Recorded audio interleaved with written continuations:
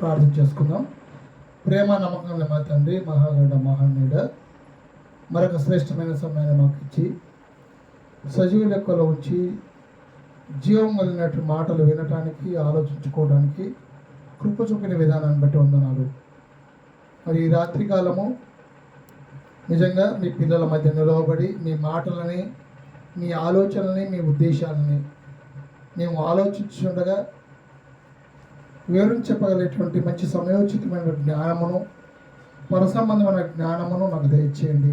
మరి ముఖ్యంగా నీ దాసుడైనట్టు నన్ను మరుగుపరుచుకొని నా నోరుని బోరగాను, మరి నీ మాటను ప్రతి ఒక్కరి హృదయాలు తాకేటట్టుగా, ప్రతి ఒక్కరూ ఆలోచించే విధంగా కృప చూపమని ఇన్ని చిన్ని ప్రార్థన యేసుక్రీస్తు నామమున అడిగి వేడుకుంటున్నాం తండ్రి. ఆమేన్. క్రీస్తు నామమున అందరికీ మరొకసారి ప్రత్యేకమైన వందనాలు తెలియజేస్తున్నాను. మరి దేవుడు నాకు ఇచ్చినటువంటి ఉచితమైన కృపను బట్టి, మరి ముఖ్యంగా మనందరినీ సజీవ లెక్కలో ఉంచినటువంటి దేవాతి దేవునికి మరొకసారి ఎస్ఎఫ్జే మరి తరపున, మెడికల్ డిపార్ట్మెంట్ వారి తరపున, మరి దేవుని పిల్లలందరికీ కూడా క్రీస్తు నామమున ప్రత్యేకమైన వందనాలు తెలియజేస్తూ ఒక చిన్న అంశాన్ని ఈ రాత్రికాలం మనం ఆలోచించుకుందాం. దేవుడు మనుషుల హృదయాన్ని ఎందుకు కోరుకుంటున్నాడు? ప్రియులారా, మరొకసారి ఈ అంశ భాగాన్ని మనం ఆలోచించుకోగలిగితే, దేవుడు మనుషుల హృదయాలను ఎందుకు కోరుకుంటున్నాడు అనేటువంటి ప్రశ్నని కనుక మనము ఆలోచించుకుంటే, నిజంగా దేవుడు మనుషుల హృదయాలను కోరుకుంటున్నాడా? మనుషుల హృదయాలను మనుషులు కోరుకోవడం అనేది పరిపాటి. ఎందుకంటే ఎప్పుడైనా ఎక్కడైనా ఒక మనిషి ఎదుటివారి మనసుని దోచుకోవాలని కానీ, వారి హృదయాల్లో పదిలమైన స్థానాన్ని పదిలపరచుకోవాలని కానీ, వాళ్ళ హృదయాలలో పది కాలాలు పదిలంగా ఉండిపోవాలని కానీ ఆలోచిస్తూ ఉంటారు. అంటే మనుషులు ఎలాగైతే కోరుకుంటున్నారో అలాగే దేవుడు కూడా కోరుకుంటున్నాడా? దేవుడు మనుషుల హృదయాలను ఎందుకు కోరుకుంటున్నాడు? మనుషులు కోరుకున్నారనుకోండి మనుషుల హృదయాలని, దాని వెనకాల ఏదో ఒక ఆశ ఉంటుంది. ఎలాగైనా సరే ఎదుటివారి హృదయాలలో చోటు సంపాదించుకుంటే వారికి దక్కేటువంటి లాభము, వారికి దక్కేటువంటి ప్రయోజనం ఏదో ఉంటుంది. కాబట్టి మనుషుల హృదయాలని దోచుకోవాలని, లేదా మనుషుల హృదయాలలో స్థానం సంపాదించుకోవాలని మనిషి తాపత్రపడుతూ ఉంటాడు. కానీ దేవుడు ఆ తాపత్రపడతాడా? నిజంగా దేవునికి అలాంటి ఆలోచన ఉందా? ఎందుకు దేవుడు మనుషుల హృదయాలని కోరుకుంటున్నాడు అనే విధంగా ఏ రోజైనా, ఎప్పుడైనా మన విశ్వాస జీవితంలో, దైనందిక జీవితంలో ఏ రోజైనా ప్రశ్న మనకు తలెత్తిందా? ఒకవేళ ఎవరైనా అడిగితే మనం చెప్పే స్థితిలో మనం ఖచ్చితంగా ఉండాలి. ఎందుకంటే దేవుడు మనుషుల హృదయాలను ఎందుకు కోరుకుంటున్నాడంటే, ఏదైనా ఒక లాభం ఉండాలి కదా అనేది మనుష్య రీతిగా ఆలోచిస్తే మనుషులు చెప్పేటటువంటి సమాధానం. అదే విషయాన్ని జ్ఞాని అయినటువంటి సొలొమోను గారు తాను రాసినటువంటి సామెతల గ్రంథంలో ఒక అద్భుతమైన మాటని ఈ రాత్రికాలము మన అంశంగా ఆలోచించుకోగలిగితే, సామెతల గ్రంథము 23వ అధ్యాయము 26వ వచనము. దయచేసి మరొకసారి చెప్తున్నాను, రెఫరెన్స్ జాగ్రత్తగా రాసుకోండి. సామెతల గ్రంథము 23వ అధ్యాయము 26వ వచనము.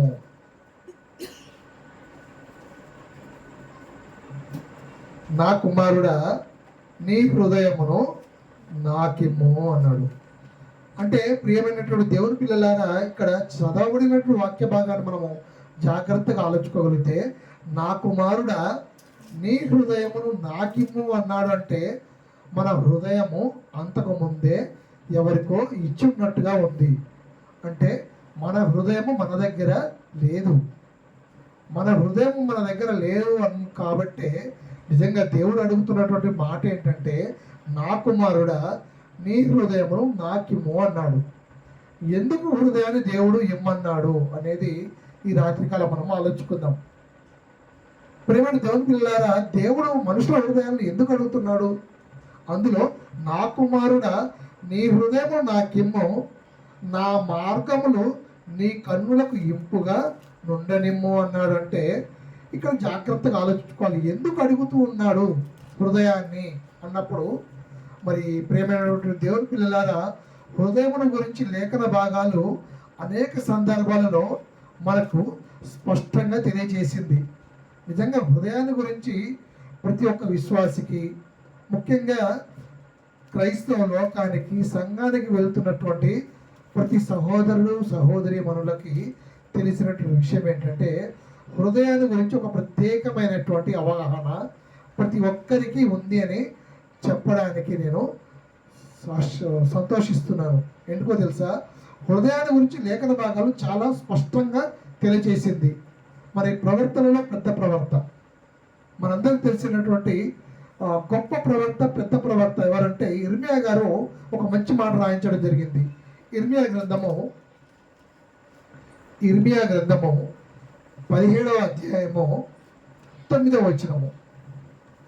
ప్రియమైన దేవుని పిల్లలారా, మీ లేఖన భాగాలను మరొకసారి జాగ్రత్తగా ఆలోచుకోగలిగితే, ఇర్మియా గ్రంథము 17వ అధ్యాయము 9వ వచన భాగాన్ని జాగ్రత్తగా చూస్తే, హృదయము అన్నిటికంటే మోసకరమైనది.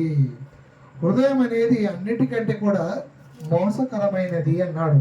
అంటే హృదయం మోసకరమైనది అన్నప్పుడు జ్ఞాని అయినటువంటి సొలొమోను గారి ద్వారా సామెతల గ్రంథము 23వ అధ్యాయం 26వ వచనంలో, నా కుమారుడా నీ హృదయమును నాకిమ్ము అన్నాడంటే, దేవుడు మోసకరమైనటువంటి హృదయాన్ని ఎందుకు అడుగుతున్నాడు?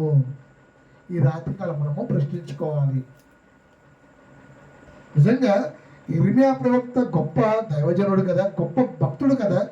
దేవుని ఆలోచన ప్రకారంగా, దేవుని ఉద్దేశాల ప్రకారంగా బ్రతికినటువంటి భక్తులలో ఇర్మియా గారు కూడా ఉన్నారు కదా. ఇర్మియా గారు చెప్తున్న మాట ఏంటంటే, హృదయము అన్నిటికంటే మోసకరమైనదని చెబుతూ అది ఘోరమైన వ్యాధి కల వంటిది అన్నాడు. దాన్ని గ్రహింపగలవాడేవాడు అని మనందరినీ ప్రశ్నించినట్టుగా అక్కడ లేఖన భాగము ప్రశ్నార్థకంగా ఉంది చూడండి. అంటే హృదయం అన్నిటికంటే మోసకరమైంది అన్నాడు. అలాంటి మోసకరమైన హృదయాన్ని దేవుడు ఏమంటున్నాడంటే, నా కుమారుడా నీ హృదయమును నాకిమ్ము అన్నాడు. అంటే మోసకరమైనటువంటి హృదయాన్ని దేవుడు ఎందుకు అడుగుతున్నాడు? అసలు హృదయం గురించి లేఖన భాగాల్లో ఇంకా స్పష్టంగా ఎక్కడన్నా రాయబడిందా అంటే, ప్రారంభములు ఆది కాండములోనే రాయబడింది హృదయాన్ని గురించి.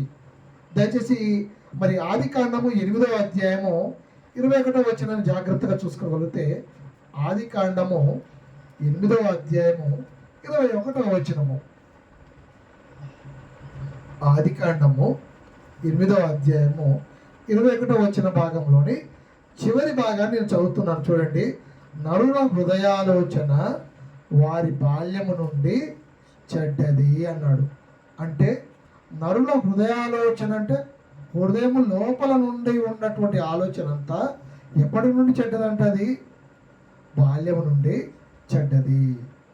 అంటే నా కుమారుడా, ఎవరైతే బాల్యము నుండి హృదయము చెడ్డగా ఉందో, హృదయము మోసకరమై ఉన్నదో, అలాంటి హృదయమును నాకిమ్ము అని దేవుడు అడుగుతున్నాడంటే, మోసకరమైనటువంటి హృదయము, అదేవిధంగా బాల్యము నుండి చెడ్డదైనటువంటి హృదయమును దేవుడు ఎందుకు అడుగుతున్నాడో జాగ్రత్తగా ఆలోచించుకోవాలి. నిజంగా దేవుడు అడుగుతున్నాడు అంటే మనం ఇవ్వడానికి సిద్ధంగా ఉండాలి. మన కడుపున పుట్టినటువంటి పిల్లలు ఏదైనా అడిగితే ఇవ్వడానికి ఎలాగైతే సిద్ధంగా ఉంటామో, మనకి ఇష్టమైన వాళ్ళు ఏదైనా అడిగితే ఇవ్వడానికి ఎలాగైతే సిద్ధంగా ఉంటామో, అలాగే మనం కూడా ఇవ్వడానికి సిద్ధంగా ఉండాలి. మరి మన పిల్లలకు కానీ, మనకి ఇష్టమైనటువంటి వారికి కానీ మోసకరమైనది, చెడ్డదైనటువంటి హృదయాన్ని ఇవ్వడానికి సిద్ధంగా ఉంటామా? ఒకసారి ఆలోచించండి. అసలు బాగోలేనిది, నచ్చనిది, ఇష్టం లేనిది మన పిల్లలకి ఇవ్వడానికి మనం సిద్ధంగా ఉంటామా? సిద్ధంగా ఉండం కదండి. మనకి ఇష్టమైన వాళ్ళకు కూడా నచ్చనిది, పనికిరానిది, ఇష్టం లేనిది ఇవ్వడానికి సిద్ధంగా ఉన్నప్పుడు, మరి మోసకరమైనటువంటి హృదయము, బాల్యం నుండి చెడ్డదైనటువంటి హృదయమును దేవుడు ఎందుకు కోరుకుంటున్నాడు? అసలు హృదయంలో ఏముంది మనం ఆలోచించగలిగితే, మన హృదయాలలో ఏముందో మరి మనకు తెలుసు, మనకంటే ముందుగా మనను పుట్టించే మన కన్న తండ్రి అయినటువంటి దేవాది దేవునికి తెలుసు. నిజంగా ఒకవేళ మన హృదయాలలో ఏముంది అని తెలుసుకోవాలని ఆశపడితే దేవుని పిల్లలుగా ఉన్నటువంటి వారందరికీ కూడా దేవుడు ముందుగా రాయించినటువంటి ఒక అద్భుతమైనటువంటి మాట ఏంటో తెలుసా? హృదయం లోపల ఏముందో మనం తెలుసుకోవాలండి. మనుషుల హృదయం లోపల ఏముందో తెలుసుకుంటేనే మనము మన మనసును ఇవ్వడానికి సిద్ధంగా ఉంటాము. ఈ రాత్రికాలం దేవుడు మనకు నేర్పించేటువంటి అంశం ఏంటంటే, దేవుడు మనుషుల హృదయాన్ని ఎందుకు కోరుకుంటున్నాడు? నిజంగా దేవుడు మనుషుల హృదయాన్ని కోరుకుంటున్నాడా? నిజంగా దేవుడు మనుషుల హృదయాన్ని కోరుకుంటున్నాడా లేదా అన్నప్పుడు సామెతల గ్రంథం 23:26 నా కుమారుడా నీ హృదయమును నాకిమ్ము అన్నాడంటే ఖచ్చితంగా దేవుడు కోరుకుంటున్నాడు. మరి దేవుడు కోరుకునేటువంటి హృదయము ఇంతకుముందు మనం ఆలోచించుకున్నట్టుగా అది మోసకరమైనది. అంటే హృదయం అనేది అన్నిటికంటే మోసకరమైనది అంట. అంటే భూమి మీద, ఈ యొక్క ఆరిన నేల మీద, సృష్టిలో మోసకరమైన వాటి గురించి ఆలోచిస్తూ వెళ్తే వాటన్నిటికంటే కూడా హృదయము మోసకరమైంది. అంటే హృదయమే మొట్టమొదటి స్థానంలో ఉన్నట్టుగా మనకి లేఖన భాగాలు తెలియచేస్తుంది. మరి ఇలాంటి మోసకరమైన హృదయము బాల్యము నుండి చెడ్డదంట. బాల్యము నుండి చెడ్డదైనటువంటి హృదయాన్ని దేవుడు ఎందుకు కోరుకుంటున్నాడు? దేవుడు ఎందుకు కోరుకుంటున్నాడు? ప్రియమైన దేవుని పిల్లలారా, ఈ రాత్రికాలం మనం ఒక చిన్న అంశము జాగ్రత్తగా ఆలోచుకోగలిగితే, హృదయం అనుకున్నప్పుడు మనుషులు అనుకున్నట్టుగా హృదయం అనగానే మన కంటికి కనబడేటట్టుగా, మరి అందరూ అనుకునేటట్టుగా మన గుండె అనుకుంటారు కదా, అది గుండె, హృదయం కాదండి. హృదయం అనేది గుండె కాదు. హృదయం అంటే మన మెదడు. మన ఆలోచన అనేది మొదటగా ఎక్కడ ప్రారంభమవుతుందంటే మెదడులో ప్రారంభమవుతుంది.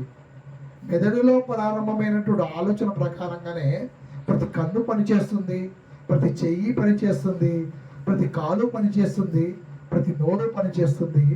శరీర అవయవాలలో ప్రతిదీ కూడా మెదడు చెప్పేటట్టుగా పనిచేస్తుంది. అంటే హృదయము చెప్పినట్టుగా శరీర భాగాలలో ఉన్నటువంటి ప్రతిదీ పనిచేస్తుంది అన్నప్పుడు మరి హృదయం ఏం చెబుతుంది, అది హృదయంలో ఏముందో మనము ఈ రాత్రికాలము లేఖన భాగాల ద్వారా ఆలోచించగలిగితే, మార్కు సువార్త 7వ అధ్యాయము, ప్రేమటి దేవుని పిల్లలారా, లేఖన భాగాలు మరొకసారి మీరు జాగ్రత్తగా ఆలోచించుకోగలిగితే, మార్కు సువార్త 7వ అధ్యాయము 20వ వచనం నుండి జాగ్రత్తగా ఆలోచించుకుందాము.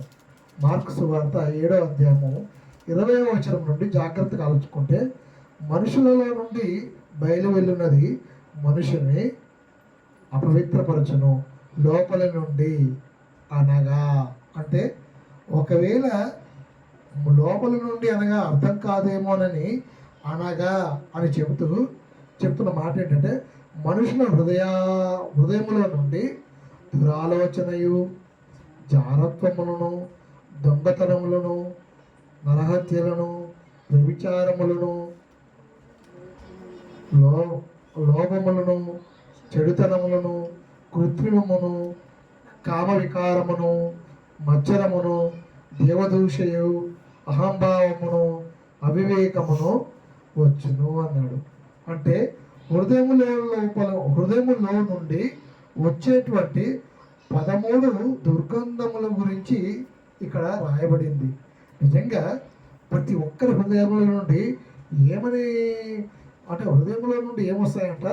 దురాలోచనలు రావాలన్నా, జారత్వము రావాలన్నా, దొంగతనము ఆలోచన రావాలన్నా, నరహంతకులు, వ్యభిచారములు, లోభములు, చెడుతనములు, కృత్రిమములు, కామావికారములు, మత్సరములు, దేవదూషణ, అహంభావము, అవివేకము, ఇవన్నీ కూడా 13 దుర్గంధములండి. ఇవన్నీ కూడా హృదయముల నుండే వస్తాయి. అంటే లేఖన భాగాల ద్వారా మనం ఆలోచించుకున్నప్పుడు హృదయం అన్నిటికంటే మోసకరమైనది.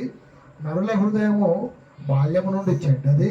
హృదయములో నుండి 13 దుర్గంధములు వస్తాయి అంత విషయం తెలుసుకున్నప్పుడు కూడా దేవుడు ఎందుకు హృదయాలని అడుగుతున్నాడు? దేవుడు మనుషుల హృదయాలను ఎందుకు అడుగుతున్నాడు?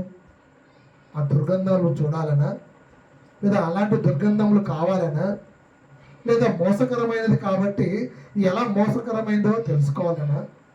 దానికి కాదండి. దేవుడు మనుషుల హృదయాలను ఎందుకు అడుగుతున్నాడో మనము ఈ వాక్య భాగము ద్వారా, ఈ లేఖన భాగాల ద్వారా జాగ్రత్తగా ఆలోచించుకోగలిగితే ఒక కీ పాయింట్ చెప్పడం జరిగిందండి. ఒక మంచి ఈ అంశానికి మూలంగా ప్రతి ఒక్కరికి ఉపయోగకరమైనటువంటి ఒక కీ పాయింట్ లేఖన భాగాలలోనే రాయబడింది. జాగ్రత్తగా ఆలోచించుకోగలిగితే మత్తయి సువార్త 12వ అధ్యాయము 34వ వచనము. మత్తయి సువార్త 12వ అధ్యాయము 34వ వచనము.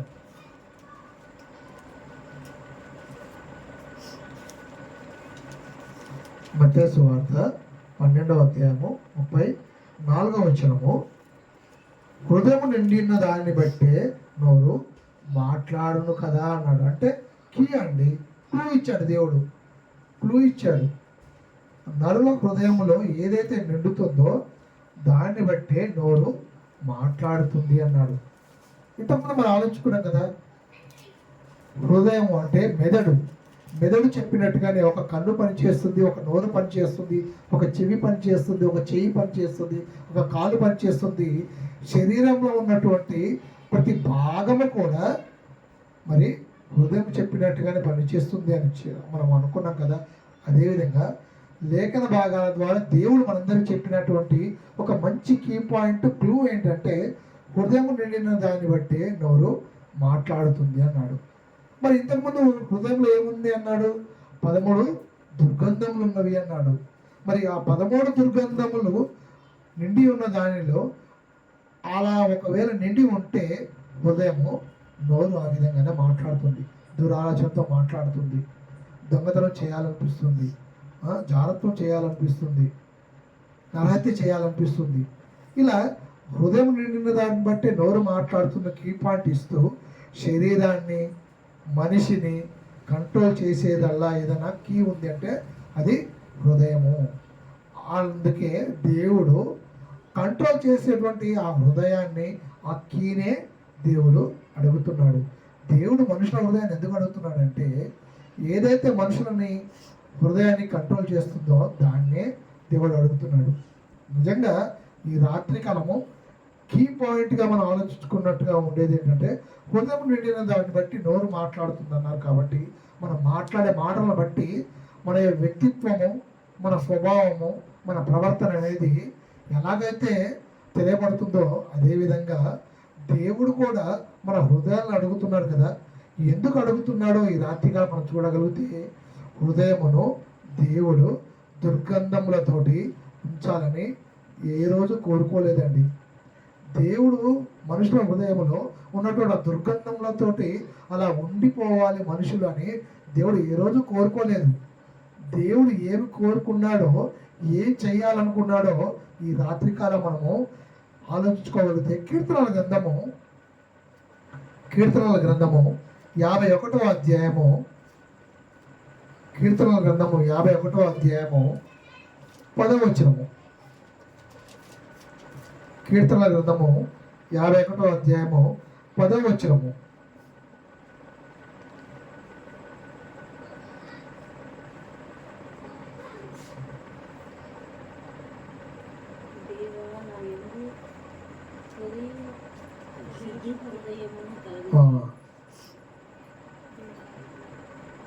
తీసారా? ఓకే.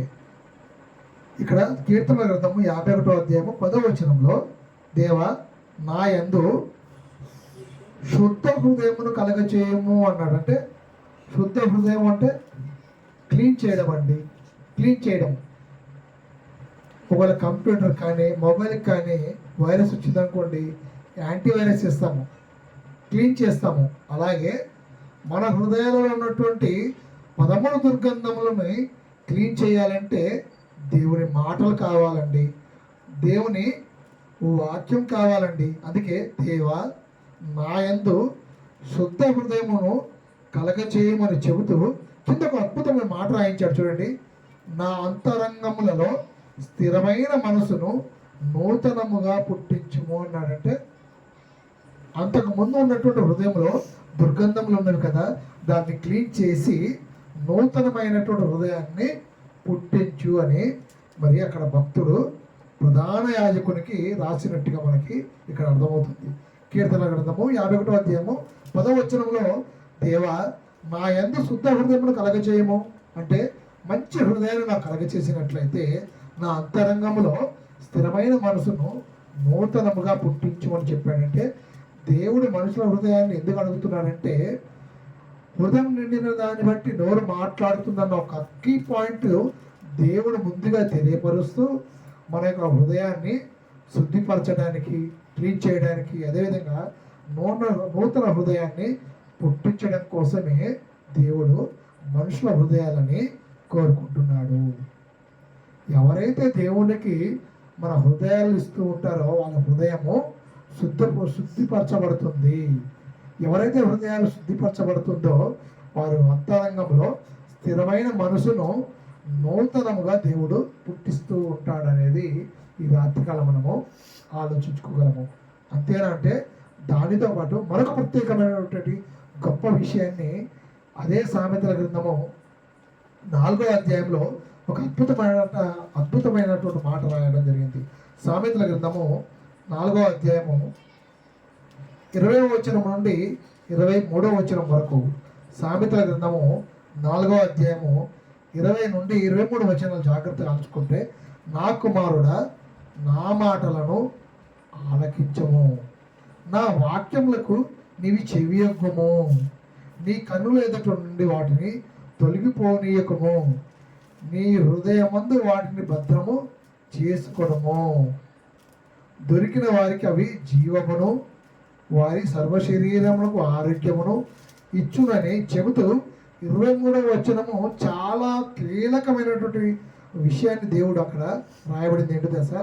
నీ హృదయములో నుండి జీవధారలు బయలుదేరును అన్నాడు. అంటే శుద్ధిపరిచినటువంటి హృదయములో నుండి, నూతన పరచబడిన హృదయములో నుండి జీవధారులు బయలుదేరును. కాబట్టి అన్నిటికంటే ముఖ్యముగా నీ హృదయమును భద్రముగా కాపాడుకొనుము అని చెప్పాడు. ప్రేమ దేవుని పిల్లలారా, దేవుడు మనుషుల హృదయమును ఎందుకు కోరుకుంటున్నాడంటే, మనుషుల హృదయాలలో 13 దుర్గంధములు ఉన్నవి. అవి మోసకరమైన హృదయం అనేది మోసకరమైనదని, అది బాల్యం నుండి చెడ్డదని దేవుడు ముందే తెలుసు. కాబట్టి హృదయం నిండిన దాన్ని బట్టి నోరు మాట్లాడుతుందన్న ఒక ప్రాముఖ్యమైన విషయాన్ని మనందరికీ తెలియచెబుతూ, ఎవరైతే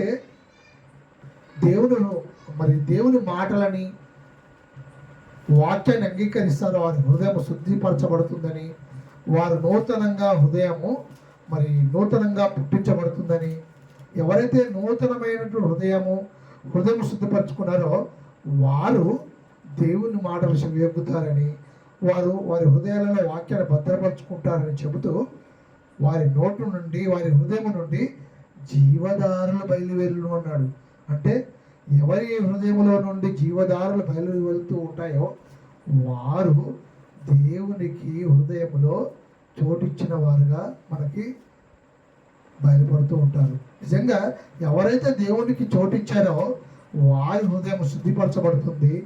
వారి హృదయంలో నుండే జీవధారలు బయటికి వెళుతుంటాయి. అంతే కదండి. మనందరికీ చిన్ననాటి నుండి సండే స్కూల్లో కంఠత వాక్యాలుగా చెప్పినటువంటి ఒక అద్భుతమైన మాట, మనందరికీ తెలిసిన మాట, మరి మత్తయి సువార్త 5వ అధ్యాయము 8వ వచనం. మనందరికి తెలిసిన మాట అండి. మత్తయి సువార్త 5వ అధ్యాయం 8వ వచనంలో మనందరికి తెలిసిన మాట ఏంటో తెలుసా? హృదయ శుద్ధి కలవారు ధన్యులు, వారు దేవుని చూచేదను అన్నాడు. అంటే ఎవరైతే హృదయ శుద్ధి కలిగి ఉంటారో వారు దేవుని చూస్తారంట. హృదయం శుద్ధి కలగాలి అంటే దేవుని మాటలు వినాలి, దేవుని ఆలోచనలో ఉండాలి. ఎందుకంటే హృదయం అన్నిటికంటే మోసకరమైందని చెబుతూ, అది బాల్యం నుండి చెడ్డదని చెబుతూ, హృదయంలో 13 దుర్గంధములు ఉన్నవని చెబుతూ, వాటన్నిటినీ దేవుడు ముందుగానే గ్రహించాడు. కాబట్టి హృదయం నిండిన దాన్ని బట్టి నోరు మాట్లాడుతుందన్న విషయము మనందరికీ దేవుడు చెబుతూ, కీ పాయింట్గా మనందరినీ ముందుగానే దేవుడు ఏర్పరచుకున్నాడు. కాబట్టి ఆయన చెప్పిన మాట ప్రకారంగా ఆయన మాటలతోటి ఆయన వాక్యముతోటి హృదయాన్ని శుద్ధిపరచుకోవాలి. ఎవరైతే హృదయాన్ని శుద్ధిపరచుకుంటారో వారి హృదయము నూతనంగా పుడుతుంది. ఎవరి హృదయం నూతనంగా మరలా పుట్టి నూతనపరచబడుతుందో వారి హృదయములో నుండి జీవధారలు బయలు వెళ్తాయి.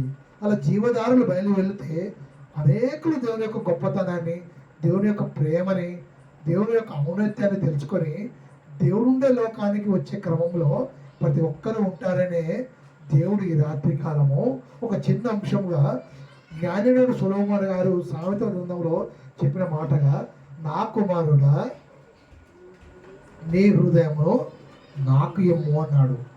ఎవరైతే దేవుని పిల్లలుగా ఉన్నారో వారు దేవునికి వారి హృదయాలు ఇస్తే దేవుడు చేసే పని ఏంటో తెలుసా?